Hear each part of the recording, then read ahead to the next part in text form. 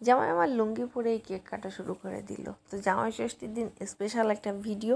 তো যারা হচ্ছে জামাই ষষ্ঠীর দিন ষষ্ঠী করতে যেতে পারছেন না, আবার শাশুড়ি মাও আসেনি, তো কি করবেন? মজা করবেন না? আমাদের মতো মজা করবেন। এই যে আমরা অনেক রকম রান্নাবান্না করে নিয়েছি জামাইয়ের পছন্দ মতো।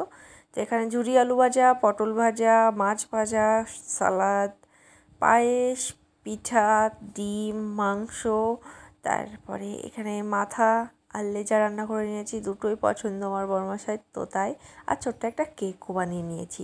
তো এইগুলো নিয়ে আজকে একটা জামাই ষষ্ঠী স্পেশাল ভিডিও। আচ্ছা, আর একটা কথা বলে নিই, এই ভিডিওটা কিন্তু অনেক দিন আগে শ্যুট করেছি, আজকে শেয়ার করলাম। তো এই যে জামাই ষষ্ঠীর দিন কিন্তু আপনাদের এরকম আনন্দ করতেই পারেন।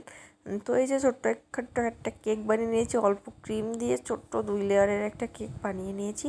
তো এখানে হচ্ছে বড়মশাইকে কেকটা কাটতে বললাম, আর দুজনে মিলে অনেক মজা করলাম আর কি।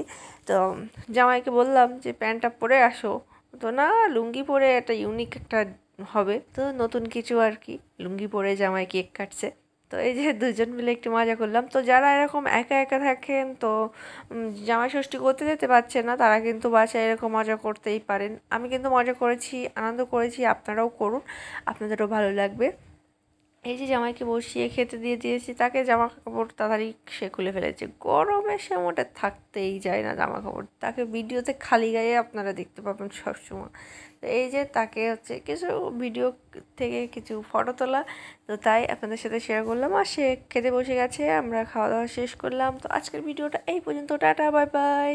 জামাই ষষ্ঠীতে নতুন নতুন ভিডিও আসবে, দেখতে থাকবেন আর আমার পেজের সাথেই থাকবেন।